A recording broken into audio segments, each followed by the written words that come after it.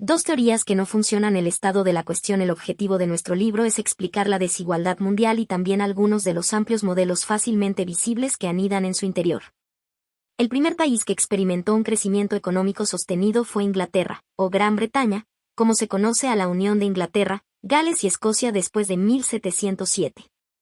El crecimiento emergió lentamente en la segunda mitad del siglo XVIII con el desarrollo de la Revolución Industrial, que se basó en grandes avances tecnológicos y en su aplicación a la industria. La industrialización de Inglaterra pronto dio paso a la de la mayor parte de Europa Occidental y Estados Unidos. La prosperidad inglesa también se expandió rápidamente a los asentamientos de colonos británicos de Canadá, Australia y Nueva Zelanda. En una lista de los 30 países más ricos actualmente, se incluirían estos y Japón, Singapur y Corea del Sur.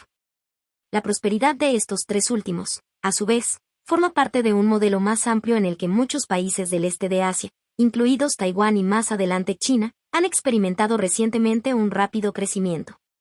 La parte inferior de la distribución de la renta mundial dibuja una imagen tan marcada y distintiva como la parte superior. Si se hace una lista de los 30 países más pobres del mundo actualmente, se ve que casi todos se encuentran en el África subsahariana. Además, también aparecen otros como Afganistán, Haití y Nepal, que, aunque no estén en África, comparten algo crítico con los países africanos, como explicaremos más adelante. Si retrocediéramos 50 años, los países de la parte superior e inferior no cambiarían mucho. Singapur y Corea del Sur no estarían entre los más ricos, y habría varios cambios entre los 30 últimos, pero la imagen general sería notablemente parecida a la que vemos hoy en día. Si retrocediéramos 100 años, o 150, encontraríamos prácticamente los mismos países en los mismos grupos. En el mapa 3, se indica la situación en 2008. Los países que muestran el color más oscuro son los más pobres del mundo, con una renta media per cápita, denominada PIB, Producto Interior Bruto, por los economistas, inferior a $2.000 anuales. La mayor parte de África está pintada de este color, igual que Afganistán, Haití y partes del sudeste asiático, por ejemplo, Camboya y Laos. Corea del Norte también se encuentra en este grupo. Los países en blanco son los más ricos, es decir, los que tienen una renta anual per cápita de $20.000 o más. Aquí encontramos a los sospechosos habituales, Norteamérica, Europa Occidental, Australasia y Japón. Además, se puede percibir otro patrón interesante en América. Si se elabora una lista de los países del continente americano, del más rico al más pobre, se ve que los que aparecen en primer lugar son Estados Unidos y Canadá. A continuación, Chile, Argentina, Brasil, México y Uruguay, y quizá también Venezuela, en función del precio del petróleo. Luego aparecen Colombia, República Dominicana, Ecuador y Perú. Al final de la lista, otro grupo, mucho más pobre, que incluye a Bolivia, Guatemala y Paraguay. Si retrocedemos 50 años, veremos que la clasificación es idéntica. 100 años, lo mismo. 150 años, lo mismo otra vez. Por lo tanto, no es solo que Estados Unidos y Canadá sean más ricos que América Latina, sino que existe una brecha definitiva y persistente entre los países ricos y pobres dentro de América Latina. Por último, un modelo interesante es el de Oriente Próximo. Allí, encontramos países ricos en petróleo como Arabia Saudí y Kuwait, que tienen niveles de renta cercanos a los de nuestro top 30. Sin embargo, si cayera el precio del petróleo, rápidamente bajarían en la tabla. Los países de Oriente Próximo con poco o nada de petróleo, como Egipto, Jordania y Siria, se agrupan en un nivel de renta similar al de Guatemala o Perú. Sin petróleo, los países de Próximo Oriente también son todos pobres, pero como los de América Central y los Andes, no tan pobres como los del África subsahariana. Aunque los patrones de prosperidad que vemos a nuestro alrededor hoy en día puedan parecer persistentes, estos patrones no son inalterables o inmutables. En primer lugar, como ya hemos señalado, la mayor parte de la desigualdad del mundo apareció a partir de finales del siglo XVIII, poco después de la Revolución Industrial. No solamente había brechas mucho menores en la prosperidad a mediados del siglo XVIII, sino que las clasificaciones, tan estables, hasta entonces, no son las mismas cuando retrocedemos en la historia. Por ejemplo, en América, la clasificación para los últimos 150 años era completamente distinta a hace 500 años. En segundo lugar, muchos países han experimentado varias décadas de crecimiento rápido, como gran parte del este de Asia desde la Segunda Guerra Mundial, más recientemente, China. Muchos de estos países vieron posteriormente cómo se invertía la tendencia de este crecimiento. Por ejemplo, Argentina creció rápidamente durante 5 décadas hasta 1920 y se convirtió en uno de los países más ricos del mundo, pero después empezó una larga cuesta abajo. La Unión Soviética es un ejemplo todavía más destacable. Creció rápidamente entre 1930 y 1970, pero después se desplomó rápidamente. ¿Qué explica estas diferencias cruciales en la pobreza y la prosperidad y los modelos de crecimiento? ¿Por qué los países de Europa Occidental y sus ramificaciones coloniales llenas de colonos europeos empezaron a crecer en el siglo XIX, sin apenas mirar atrás? ¿Qué explica la clasificación persistente de la desigualdad entre las distintas zonas de América? ¿Por qué los países de África subsahariana y Oriente Próximo no lograron el tipo de crecimiento económico observado en Europa Occidental, mientras que gran parte del este asiático ha experimentado ritmos de crecimiento económico de vértigo? Se podría pensar que el hecho de que la desigualdad mundial sea tan enorme y significativa y con modelos tan marcados querría decir que tiene una explicación bien aceptada. Sin embargo, no es así. La mayoría de las hipótesis que han propuesto los sociólogos para los orígenes de la pobreza y la prosperidad simplemente no funcionan y no explican convincentemente la situación. La hipótesis geográfica, una teoría ampliamente aceptada de las causas de la desigualdad mundial, es la hipótesis de la geografía, que afirma que la gran brecha entre países ricos y pobres se debe a las diferencias geográficas. Muchos países pobres, como los de África, América Central y el sur de Asia, se encuentran entre los trópicos de Cáncer y Capricornio.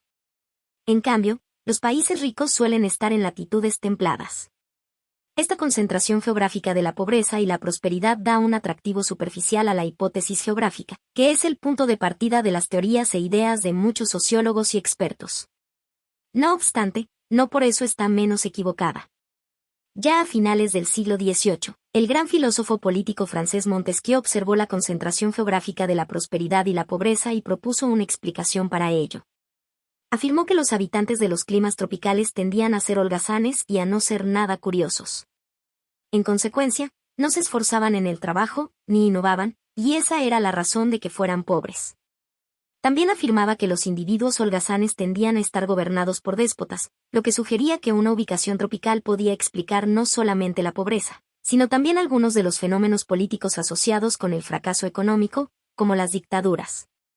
La teoría de que los países cálidos son intrínsecamente pobres, a pesar de contradecirse por el reciente y rápido avance económico de países como Singapur, Malasia y Botsuana, todavía es defendida enérgicamente por algunas voces, como la del economista Jeffrey Sachs.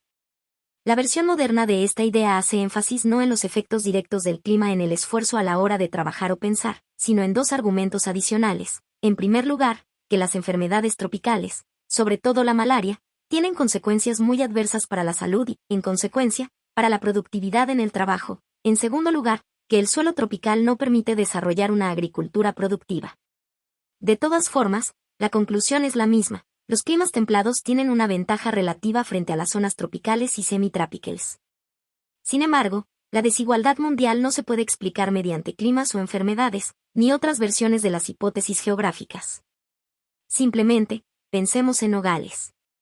Lo que separa a las dos partes no es el clima, la geografía ni las enfermedades medioambientales, sino la frontera entre Estados Unidos y México.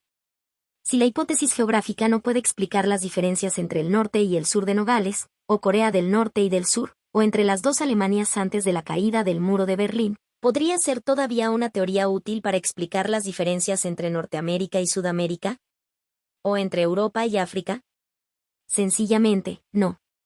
La historia ilustra que no existe una conexión sencilla ni duradera entre el clima o la geografía y el éxito económico.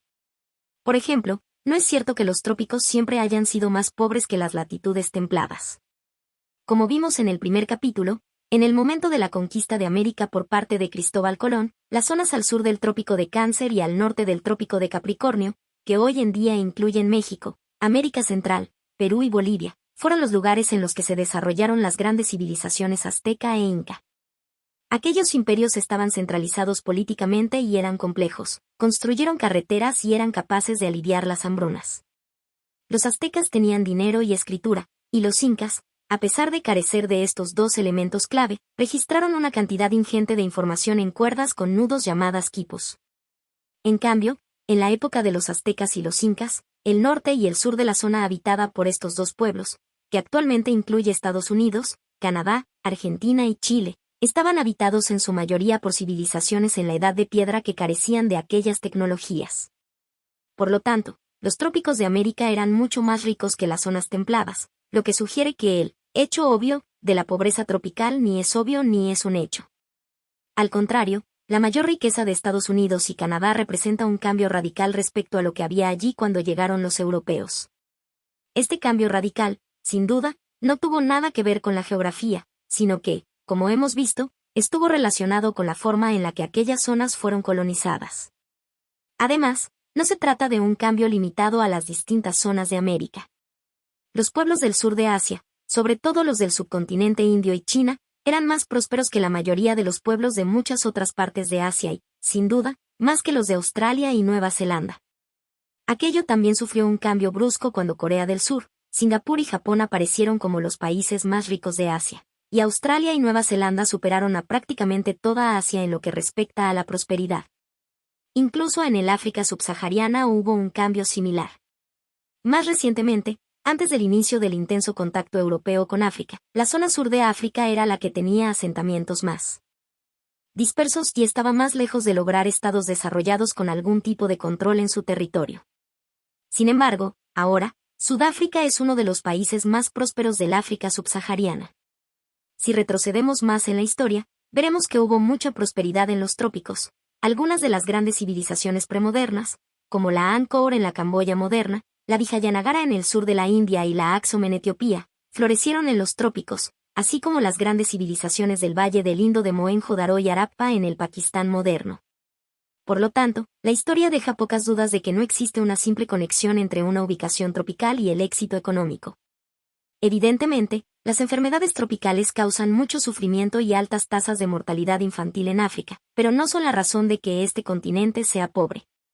La enfermedad, en gran parte, es consecuencia de la pobreza y de que los gobiernos son incapaces o no tienen la voluntad de poner en marcha las medidas de atención sanitaria pública necesarias para erradicarlas.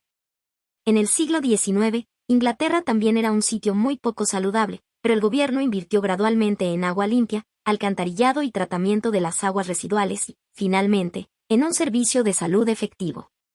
La mejora de la salud y de la esperanza de vida no eran la causa del éxito económico de Inglaterra, sino uno de los frutos de sus cambios políticos y económicos anteriores. Lo mismo sucede en el caso de Nogales, Arizona. La otra parte de la hipótesis geográfica es que los trópicos son pobres porque la agricultura tropical es intrínsecamente improductiva. Según afirman, la tierra tropical es fina e incapaz de mantener los nutrientes, y dicen que esas tierras se erosionan rápidamente debido a las lluvias torrenciales. Sin duda, este argumento tiene cierto mérito, pero, como veremos, el determinante principal de por qué la productividad agrícola, la producción agrícola por unidad de superficie, es tan baja en muchos países pobres, sobre todo del África subsahariana, tiene poco que ver con la calidad de la tierra. De hecho, es consecuencia de la estructura de propiedad de la tierra y de los incentivos que el gobierno y las instituciones crean para los agricultores. También mostraremos que la desigualdad del mundo no se puede explicar por las diferencias en la productividad agrícola. La gran desigualdad del mundo moderno que apareció en el siglo XIX fue debida a la desigual distribución de las tecnologías industriales y la producción manufacturera, no a la divergencia en los resultados agrícolas. Otra versión influyente de la hipótesis geográfica es la que avanza el ecologista y biólogo evolucionista Jared Diamond, quien defiende que el origen de la desigualdad intercontinental al principio del periodo moderno, hace 500 años, radicó en las distintas dotaciones históricas de plantas y especies de animales que, posteriormente, influirían en la productividad agrícola. En algunos lugares, como el creciente fértil del moderno Oriente Próximo, había un gran número de especies que pudieron ser domesticadas por los humanos. En otros, como en el continente americano, no existían. Tener muchas especies que podían ser domesticadas hizo que la transición del estilo de vida de cazador-recolector al de agricultor fuera atractivo para aquellas sociedades. En consecuencia, la agricultura se desarrolló antes en el creciente fértil que en América. La densidad de la población aumentó, lo que permitió la especialización del trabajo, el comercio, la urbanización y el desarrollo político. Resulta significativo que, en lugares en los que dominaba la agricultura, la innovación tecnológica tuviera lugar con mucha más rapidez que en otras partes del mundo. Por lo tanto, según Diamond, La diferencia en la disponibilidad de animales y especies de plantas creó distintas intensidades de agricultura, lo que condujo a diferentes caminos de prosperidad y cambio tecnológico en los distintos continentes. A pesar de que la tesis de Diamond es una aportación sólida al rompecabezas en el que se centra, no se puede generalizar para explicar la desigualdad mundial moderna. Por ejemplo, Diamond afirma que los españoles fueron capaces de dominar las civilizaciones de América por su amplio dominio de la agricultura y porque, por lo tanto, disponían de una tecnología superior. Pero ahora tenemos que explicar por qué los mexicanos y los peruanos que vivían en las antiguas tierras de los aztecas y los incas eran pobres. A pesar de que el acceso al trigo, la cebada y los caballos podría haber hecho a los españoles más ricos que a los incas, la brecha entre sus rentas no era muy grande. La renta media de un español era probablemente menos del doble que la de un ciudadano del imperio inca. La tesis de Diamond implica que, una vez que los incas hubieran estado expuestos a todas las especies y tecnologías resultantes que no habían sido capaces de desarrollar por sí mismos, deberían haber alcanzado rápidamente el nivel de vida de los españoles. Sin embargo, no ocurrió nada de esto. Al contrario, en los siglos XIX y XX, apareció una brecha mucho mayor en las rentas entre España y Perú. Actualmente, el español medio es más de 6 veces más rico que el peruano medio. Esta brecha en las rentas está estrechamente relacionada con el reparto desigual de las tecnologías industriales modernas, pero no tiene mucho que ver con el potencial de domesticación de animales y plantas ni con las diferencias de productividad agrícola intrínseca entre España y Perú. Mientras que España, aunque con cierto retraso, adoptó las tecnologías de la energía de vapor, el ferrocarril, la electricidad, la mecanización y la producción fabril, Perú no lo hizo, o, en el mejor de los casos, lo hizo de forma muy lenta e imperfecta. Esta brecha tecnológica persiste hoy en día y se reproduce a mayor escala a medida que las nuevas tecnologías, en particular las relacionadas con la tecnología de la información, impulsan un crecimiento mayor en muchos países desarrollados y en algunos de desarrollo rápido. La tesis de Diamond no nos dice por qué esas tecnologías cruciales no se difundieron e igualaron las rentas de todo el mundo, ni explica por qué la mitad norte de Nogales es mucho más rica que su gemela que está justo al sur de la valla, a pesar de que ambas formarán parte de la misma civilización hace 500 años. La historia de Nogales destaca otro problema crucial para adoptar la tesis de Diamond, como ya hemos visto, fueran cuales fuesen los inconvenientes de los imperios Inca y Azteca en 1532. Perú y México eran, sin duda, más prósperos que aquellas partes de América que se convertirían en Estados Unidos y Canadá. Norteamérica llegó a ser próspera precisamente porque adoptó con entusiasmo las tecnologías y los avances de la revolución industrial. La población recibió educación y el ferrocarril se extendió a través de las grandes llanuras en claro contraste con lo que sucedió en Sudamérica. Esto no se puede explicar en función de las distintas dotaciones geográficas del norte y el sur de América, que, en todo caso, habrían favorecido a Sudamérica. La desigualdad del mundo moderno es, en gran medida, el resultado del reparto y la adopción desiguales de tecnologías, y la tesis de Diamond no incluye argumentos importantes sobre este asunto. Por ejemplo, él afirma, siguiendo al historiador William McNeill, que la orientación este-oeste de Yurache permitió que los cultivos, los animales y las innovaciones se extendieran desde el creciente fértil hasta Europa occidental, mientras que la orientación norte-sur de América explica por qué los sistemas de escritura, como el que se creó en México, no se extendieron a los Andes ni a Norteamérica. Sin embargo, la orientación de los continentes no puede proporcionar una explicación para la desigualdad del mundo actual. Veamos el caso de África. A pesar de que el desierto del Sáhara presentaba realmente una barrera importante para el traslado de productos e ideas desde el norte hasta el África subsahariana, no era una barrera insuperable. Los portugueses, y después otros europeos, navegaron cerca de la costa y eliminaron las posibles diferencias de conocimiento en un momento en el que la brecha entre las rentas era muy pequeña en comparación con la que existe actualmente. Desde entonces, África no ha podido seguir el ritmo de Europa, al contrario, ahora la brecha entre las rentas de la mayoría de los países africanos y europeos es mucho mayor. También debería quedar claro que el argumento de Diamond, que trata de la desigualdad continental, no permite explicar la variación entre los continentes, parte esencial de la desigualdad del mundo moderno.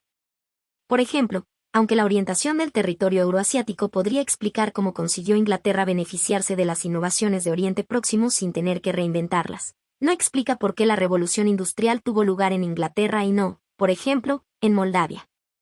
Además, como indica el propio Diamond, China y la India se beneficiaron mucho de grupos muy ricos de animales y plantas y de la orientación de Yurache. No obstante, la mayor parte de los pobres del mundo actual se encuentran en estos dos países. De hecho, la mejor forma de ver el alcance de la tesis de Diamond es en términos de sus propias variables explicativas. El mapa 4 muestra datos sobre el reparto de sus escrofa, el antepasado del cerdo moderno, y el uro, antepasado de la vaca moderna. Ambas especies estaban ampliamente repartidas a lo largo de Jurache e incluso el norte de África. El mapa 5 muestra la distribución de algunas de las variedades silvestres de cultivos domesticados modernos, como la Oryza sativa, antecesora del arroz cultivado asiático, y las variedades primitivas del trigo y la cebada. Demuestra que la variedad silvestre del arroz estaba distribuida ampliamente en el sur y el sudeste de Asia, mientras que las del trigo y la cebada estaban repartidas a través de un arco largo desde el Levante hasta Irán y Afganistán y el núcleo de los actuales Turkmenistán, Tayikistán y Kirguistán. Estas especies ancestrales están presentes en gran parte de Jurache. Sin embargo, su amplia distribución sugiere que la desigualdad dentro de Jurache no se puede explicar mediante una teoría basada en la frecuencia de las especies. La hipótesis geográfica no solamente no ayuda a explicar el origen de la prosperidad a lo largo de la historia, sino que es en gran parte incorrecta en su énfasis y no es capaz de explicar la situación con la que empezamos este capítulo. Se podría pensar que cualquier modelo persistente, como la jerarquía de las rentas en América o las diferencias muy marcadas y de largo alcance entre Europa y Oriente Próximo, se puede explicar por una geografía inalterable. Sin embargo, no es así. Ya hemos visto que es bastante improbable que los modelos existentes en las Américas hayan sido impulsados por factores geográficos. Antes de 1492, fueron las civilizaciones del Valle Central de México, América Central y los Andes las que tenían una tecnología y un nivel de vida superiores a los de Norteamérica o lugares como Argentina y Chile. A pesar de que la geografía continuaba siendo la misma, las instituciones impuestas por los colonos europeos crearon un revés de la fortuna. Además, también es poco probable que la geografía pueda explicar la pobreza de Oriente Próximo por razones similares. Al fin y al cabo, este territorio fue pionero mundial en la Revolución Neolítica y las primeras ciudades se desarrollaron en el Irak moderno. El hierro fue fundido por primera vez en Turquía y no fue hasta la Edad Media cuando Oriente Próximo fue tecnológicamente dinámico. No fue la geografía de este territorio lo que hizo que la Revolución Neolítica floreciera en esa parte del mundo, como veremos en el capítulo 5, y tampoco fue la geografía la que hizo que fuera pobre. De hecho, fueron la expansión y la consolidación del Imperio Otomano y ese legado institucional de este imperio lo que mantiene pobre a Oriente Próximo hoy en día. Por último, los factores geográficos no ayudan a explicar no solamente las diferencias que vemos en distintas partes del mundo hoy en día, sino tampoco por qué muchos países como Japón o China se estancan durante largos periodos y, posteriormente, inician procesos de rápido crecimiento. Necesitamos una teoría que sea mejor. La hipótesis de la cultura. La segunda teoría ampliamente aceptada, la hipótesis de la cultura, relaciona la prosperidad con la cultura. La hipótesis de la cultura, igual que la geográfica, tiene un linaje distinguido, que se remonta como mínimo al gran sociólogo alemán Max Weber, que defendía que la reforma protestante y la ética protestante que estimuló tuvieron un papel clave a la hora de facilitar el ascenso de la sociedad industrial moderna en la Europa occidental. La hipótesis de la cultura ya no se basa solamente en la religión, sino que destaca también otros tipos de creencias, valores y ética. A pesar de que no sea políticamente correcto decirlo en público, mucha gente todavía afirma que los africanos son pobres porque carecen de una buena ética del trabajo. Todavía creen en la brujería y la magia y se resisten a las nuevas tecnologías occidentales. Muchos piensan también que América Latina nunca será rica porque sus habitantes son intrínsecamente derrochadores, carecen de medios económicos y sufren de la cultura ibérica o del ya lo haré mañana. Evidentemente, muchos creyeron también una vez que la cultura china y los valores del confucianismo eran perjudiciales para el desarrollo económico, aunque ahora la importancia de la ética de trabajo china como motor del crecimiento en China, Hong Kong y Singapur se pregona a los cuatro vientos. ¿La hipótesis de la cultura es útil para comprender la desigualdad del mundo? Sí y no.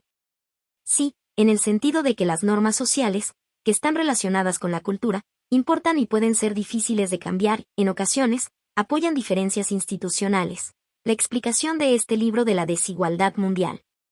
Pero, en gran medida, no, porque los aspectos de la cultura que se suelen destacar, religión, ética nacional, valores africanos o latinos, no son importantes para comprender cómo llegamos aquí y por qué persisten las desigualdades en el mundo. Otros aspectos, como hasta qué punto la gente confía en los demás o es capaz de cooperar, son importantes, pero sobre todo son resultados de las instituciones, no una causa independiente. Volvamos a Nogales. Como vimos anteriormente, muchos aspectos de la cultura son los mismos al norte y al sur de la valla. Sin embargo, puede que haya algunas diferencias notables en prácticas, normas y valores, aunque estas no sean causas sino resultados de los dos caminos de desarrollo divergentes en los dos lugares. Por ejemplo, en las encuestas, los mexicanos suelen afirmar que confían en los demás menos de lo que dicen que confían en los demás los estadounidenses. Pero no es de extrañar que los mexicanos carezcan de confianza cuando su gobierno no puede eliminar los cárteles de la droga ni proporcionar un sistema legal imparcial que funcione. Lo mismo sucede con Corea del Norte y del Sur, como veremos en el capítulo siguiente. Corea del Sur es uno de los países más ricos del mundo, mientras que Corea del Norte lucha contra las hambrunas periódicas y la absoluta pobreza. A pesar de que la cultura es muy distinta entre el sur y el norte actualmente, no tuvo ningún papel a la hora de causar la distinta fortuna económica de estas dos mitades de la península coreana. Este territorio tuvo un largo periodo de historia en común. Antes de la Guerra de Corea y la posterior división en el paralelo 38, tenía una homogeneidad sin precedentes en lo que respecta a idioma, etnia y cultura. Igual que en el caso de Nogales, lo importante es la frontera. En el norte existe un régimen distinto, que impone instituciones diferentes y crea incentivos distintos también. Por lo tanto, cualquier diferencia en la cultura al sur y al norte de la frontera que corta Nogales o Corea en dos no es una causa de las diferencias en la prosperidad, sino, más bien, una consecuencia. ¿Y qué hay acerca de África y la cultura africana? Desde el punto de vista histórico, el África subsahariana era mucho más pobre que la mayoría de las otras partes del mundo y sus civilizaciones antiguas no desarrollaron la rueda, la escritura, excepto Etiopía y Somalia, ni el arado. A pesar de que estas tecnologías no se utilizaron ampliamente hasta la colonización formal europea a finales del siglo XIX y principios del XX, las sociedades africanas las conocían desde mucho antes.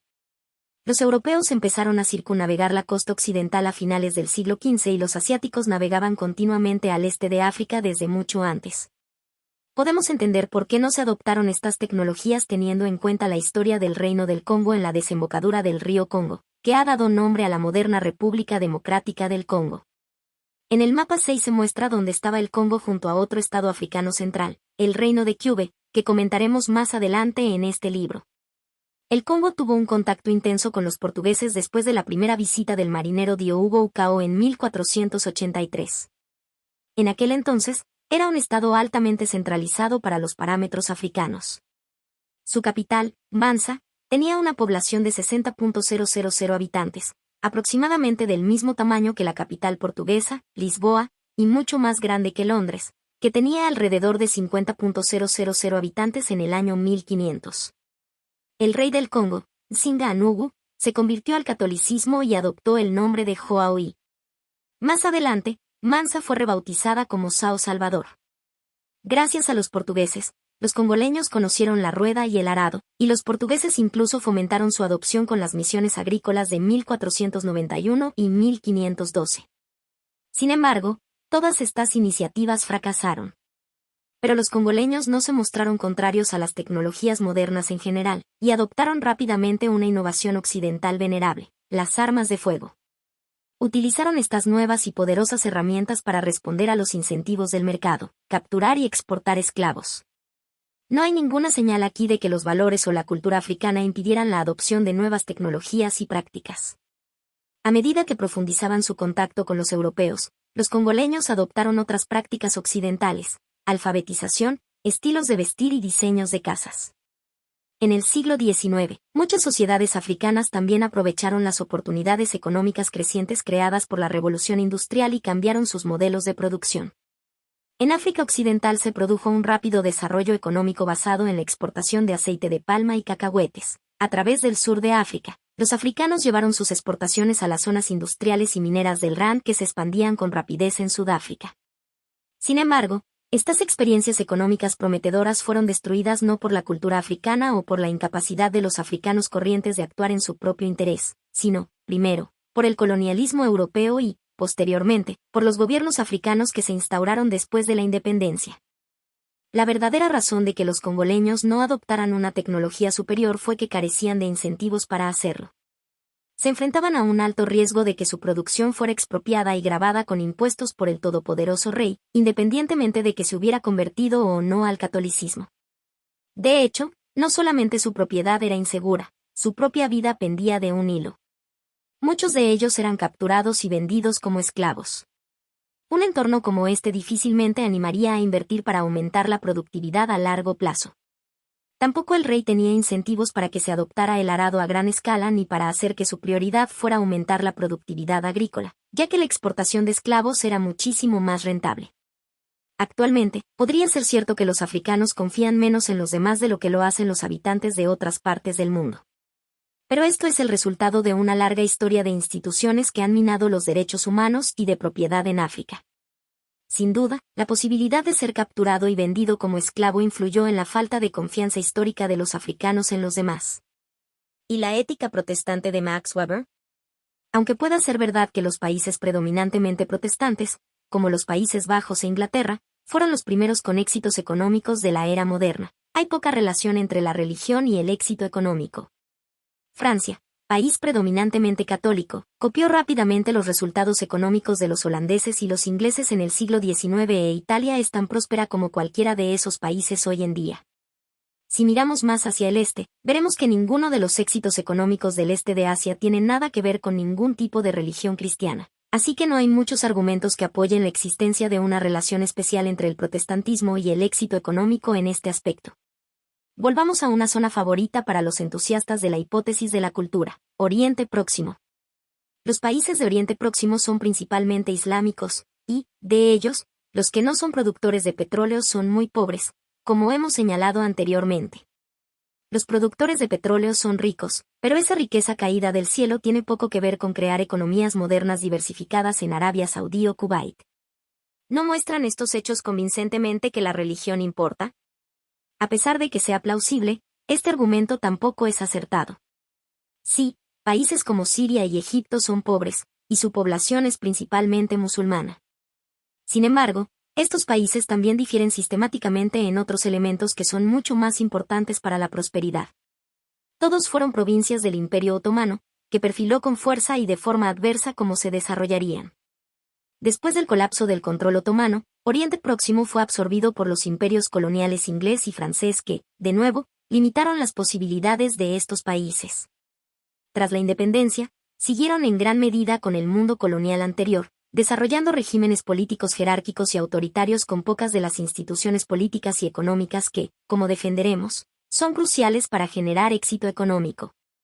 Este camino de desarrollo fue forjado en gran medida por la historia del dominio otomano y europeo. En general, la relación entre la religión islámica y la pobreza en Oriente Próximo carece de validez.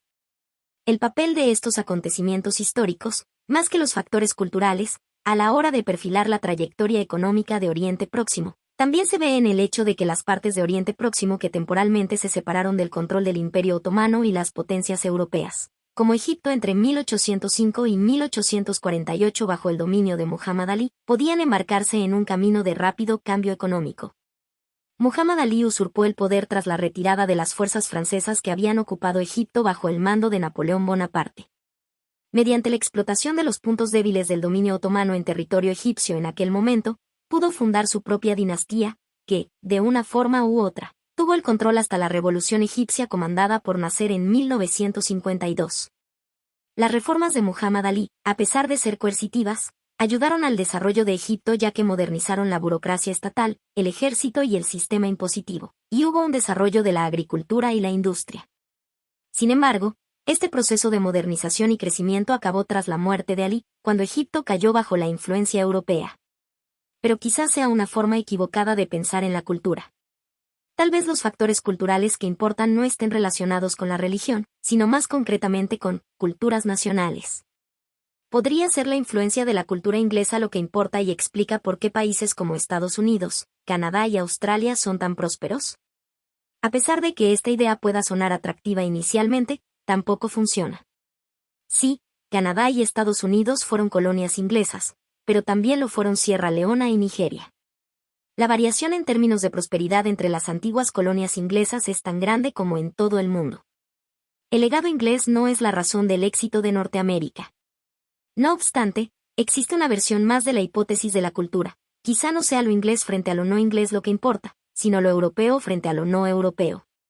Cabría la posibilidad de que los europeos fueran superiores de alguna forma debido a su ética de trabajo, visón de la vida, valores judeocristianos o legado romano. Es cierto que Europa Occidental y Norteamérica, con población mayoritariamente de origen europeo, son las partes más prósperas del mundo. Quizá el legado cultural europeo superior sea la base de la prosperidad, y el último refugio de la hipótesis de la cultura. Sin embargo, esta versión de la hipótesis de la cultura tiene tan poco potencial explicativo como las demás. La mayor parte de la población argentina y uruguaya, en comparación con la canadiense y estadounidense, es de ascendencia europea, pero el resultado económico de Argentina y Uruguay deja bastante que desear.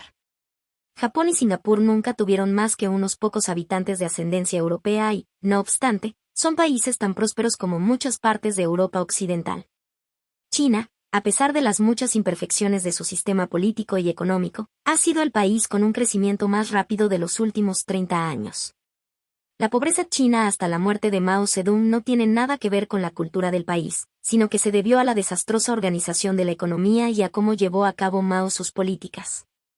En los años 50, impulsó el Gran Salto Adelante, una política de industrialización llevada a rajatabla que condujo a la hambruna y la muerte por inanición. A partir de 1960, difundió la Revolución Cultural, que condujo a la persecución en masa de intelectuales y personas con estudios, de cualquiera cuya lealtad al partido fuera dudosa. Aquello volvió a conducir al terror y a un gran desperdicio del talento y los recursos de la sociedad. Del mismo modo, el desarrollo actual de este país no tiene nada que ver con los valores o los cambios en la cultura china, sino que es el resultado de un proceso de transformación económica desencadenado por las reformas implantadas por Deng Xiaoping y sus aliados, quienes, tras la muerte de Mao Zedong, abandonaron gradualmente las instituciones y políticas económicas socialistas, primero en la agricultura y después en la industria. Igual que sucede con la hipótesis geográfica, la hipótesis de la cultura no ayuda a explicar otros aspectos de la situación actual.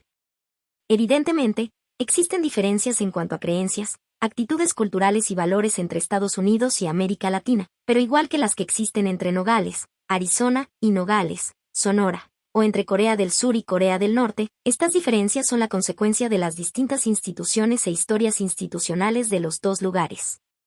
Los factores culturales que hacen hincapié en cómo la cultura hispánica o latina moldeó el Imperio Español no pueden explicar las diferencias entre los países de América Latina. Por ejemplo, ¿por qué Argentina y Chile son más prósperos que Perú y Bolivia? Otros tipos de argumentos culturales, como los que destacan la cultura indígena contemporánea, tampoco funcionan.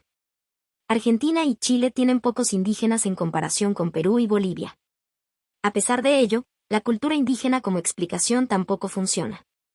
Colombia, Ecuador y Perú tienen niveles de renta similares, pero Colombia tiene muy pocos indígenas actualmente, mientras que Ecuador y Perú tienen muchos. Por último, las actitudes culturales, que, en general, tardan mucho en cambiar, es poco probable que puedan explicar por sí solas el milagroso desarrollo del este de Asia y China. A pesar de que las instituciones sean persistentes, en ciertas circunstancias cambian realmente rápido, como veremos. La hipótesis de la ignorancia, la última teoría popular para explicar por qué algunos países son pobres y otros ricos, es la hipótesis de la ignorancia, que afirma que la desigualdad del mundo existe porque nosotros o nuestros gobernantes no sabemos cómo hacer que un país pobre sea rico. Esta idea es la que defienden la mayoría de los economistas, que siguen el ejemplo de la famosa definición del economista inglés Lionel Robbins, que en 1935 afirmó que la economía es una ciencia que estudia el comportamiento humano como relación entre fines y medios escasos que tienen usos alternativos. Por lo tanto, es un pequeño paso concluir que la ciencia económica debería centrarse en el mejor uso de los medios escasos para satisfacer los fines sociales. De hecho, el resultado teórico más famoso en economía, el denominado primer teorema del bienestar, identifica las circunstancias bajo las cuales la asignación de recursos en una economía de mercado es socialmente deseable desde el punto de vista económico. Una economía de mercado es una abstracción que tiene por objetivo capturar una situación en la que todos los individuos y empresas puedan producir, comprar y vender libremente cualquier producto o servicio que deseen. Cuando estas circunstancias no están presentes, existe un fallo de mercado. Dichos fallos proporcionan la base para una teoría de la desigualdad del mundo, ya que, cuantos más fallos del mercado dejen de abordarse, más probable es que el país se empobrezca. La hipótesis de la ignorancia afirma que los países pobres lo son porque tienen muchos fallos de mercado y porque los economistas y los diseñadores de políticas no saben cómo eliminarlos y han hecho caso de consejos equivocados en el pasado. Los países ricos son ricos porque han aplicado mejores políticas y han eliminado con éxito esos fallos. ¿Podría la hipótesis de la ignorancia explicar la desigualdad del mundo?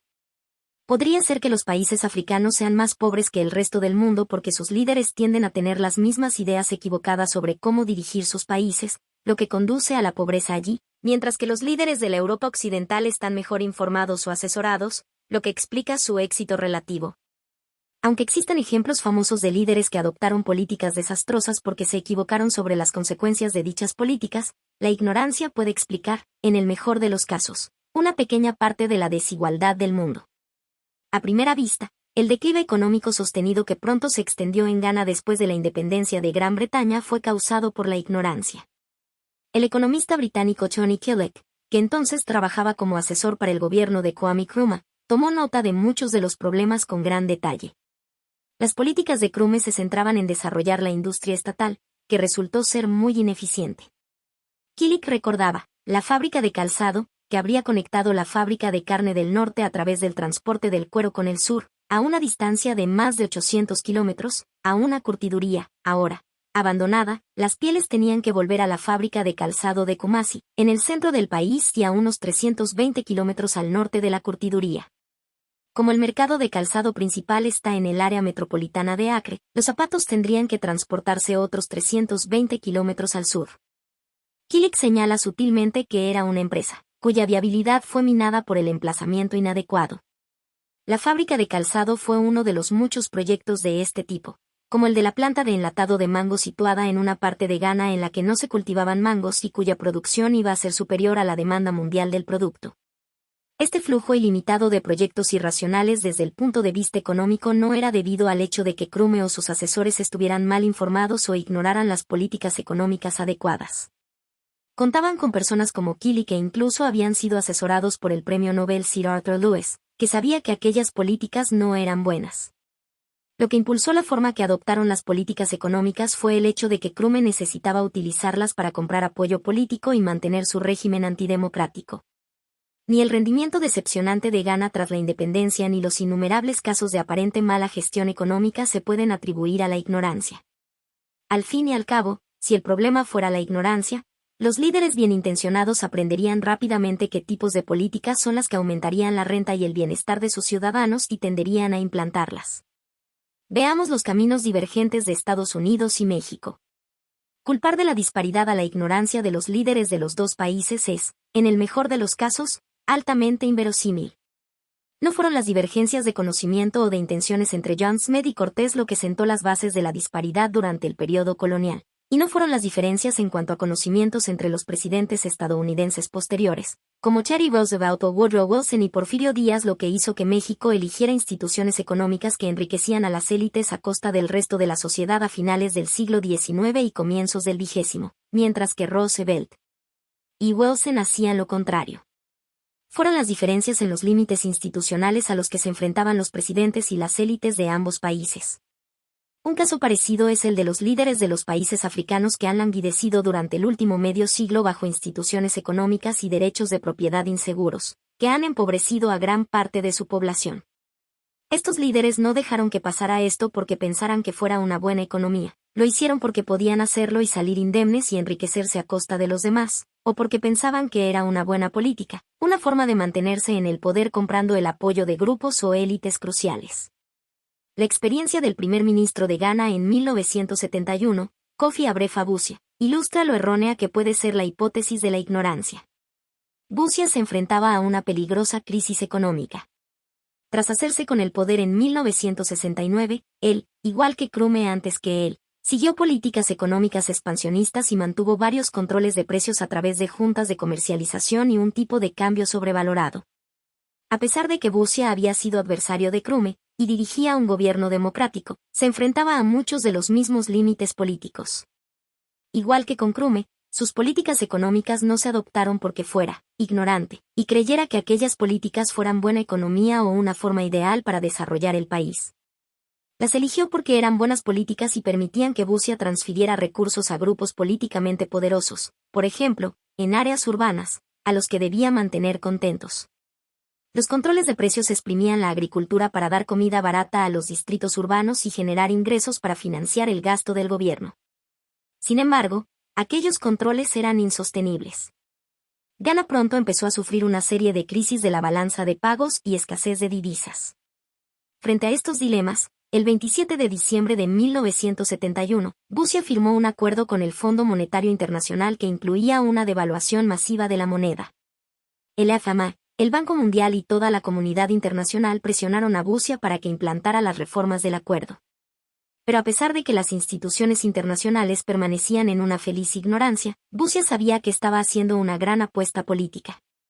La consecuencia inmediata de la devaluación de la moneda fueron disturbios y descontento en Acre, la capital de Ghana, que aumentaron incontrolablemente hasta que Rusia fue derrocado por los militares, dirigidos por el teniente coronel Achempaund, que invirtió la devaluación de inmediato. La hipótesis de la ignorancia difiere de las hipótesis de la geografía y la cultura en que aporta una sugerencia fácil sobre cómo resolver el problema de la pobreza. Si la ignorancia nos ha llevado hasta aquí, los gobernantes y los diseñadores de políticas ilustrados e informados nos pueden sacar del atolladero.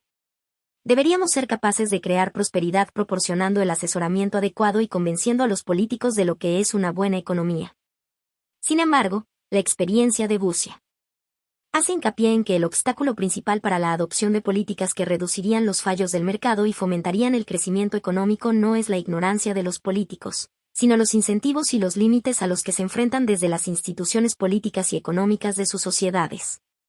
A pesar de que la hipótesis de la ignorancia todavía impera entre la mayoría de los economistas y en los círculos de elaboración de políticas occidentales, lo que, casi excluyendo a cualquier otra cosa, se centra en cómo crear prosperidad, es solamente otra hipótesis que no funciona.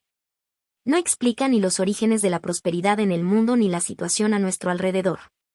Por ejemplo, ¿por qué algunos países, como México y Perú, pero no Estados Unidos o Inglaterra, adoptaron instituciones y políticas que empobrecerían a la mayor parte de sus ciudadanos o por qué casi toda el África subsahariana y la mayor parte de América Central son mucho más pobres que Europa Occidental o el este de Asia? Cuando los países escapan de modelos institucionales que los condenan a la pobreza y consiguen iniciar un camino hacia el crecimiento económico, no es porque sus líderes ignorantes de repente estén mejor informados o sean menos egoístas o porque hayan sido asesorados por mejores economistas.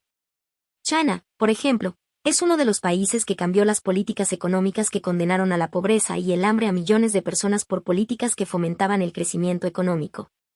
No obstante, como analizaremos con más detalle más adelante, esto no sucedió porque el Partido Comunista Chino finalmente entendiera que la propiedad colectiva de la tierra agrícola y la industria creaba incentivos económicos terribles, sino porque Deng Xiaoping y sus aliados, que no eran menos egoístas que sus rivales pero tenían objetivos políticos e intereses distintos, derrotaron a sus poderosos oponentes del Partido Comunista y planearon una especie de revolución política que cambiaría radicalmente el liderazgo y la dirección del partido. Sus reformas económicas, que crearon incentivos de mercado en la agricultura y, posteriormente, en la industria, siguieron a aquella revolución política. Fue la política lo que determinó que se pasara del comunismo a los incentivos de mercado de China, no la mejora del asesoramiento ni de la comprensión de cómo funciona la economía. Defenderemos la idea de que, para comprender la desigualdad del mundo, tenemos que entender por qué algunas sociedades están organizadas de una forma muy ineficiente y socialmente indeseable. Algunos países consiguen adoptar instituciones eficientes y alcanzan la prosperidad, pero, por desgracia, son un número reducido de casos. La mayoría de los economistas y los encargados de formular políticas se han centrado en hacerlo bien, mientras que lo que se necesita realmente es una explicación de por qué los países pobres lo hicieron mal. En general, su situación no se debe a su ignorancia ni a su cultura. Como mostraremos, los países pobres lo son porque quienes tienen el poder toman decisiones que crean pobreza. No lo hacen bien, no porque se equivoquen o por su ignorancia, sino a propósito. Para comprenderlo, tenemos que ir más allá de la economía y el asesoramiento experto sobre lo mejor que se puede hacer. En su lugar, debemos estudiar cómo se toman realmente las decisiones, quién las toma y por qué estas personas deciden hacer lo que hacen. Este es el estudio de la política y los procesos políticos. Tradicionalmente, la economía ha ignorado la política, pero la comprensión de la política resulta esencial para explicar la desigualdad del mundo. Tal y como señaló el economista Ava Lerner en la década de 1970, la economía ha ganado el título de reina de las ciencias sociales eligiendo como campo los problemas políticos resueltos. Defenderemos la idea de que lograr la prosperidad depende de la resolución de algunos problemas políticos básicos. Y es precisamente porque la economía ha asumido que los problemas políticos están resueltos por lo que no ha sido capaz de aportar una explicación convincente de la desigualdad mundial. Para explicar la desigualdad mundial, todavía es necesario que la economía comprenda que los distintos tipos de estados y acuerdos sociales afectan a los incentivos y a los comportamientos económicos. Pero también es necesaria la política.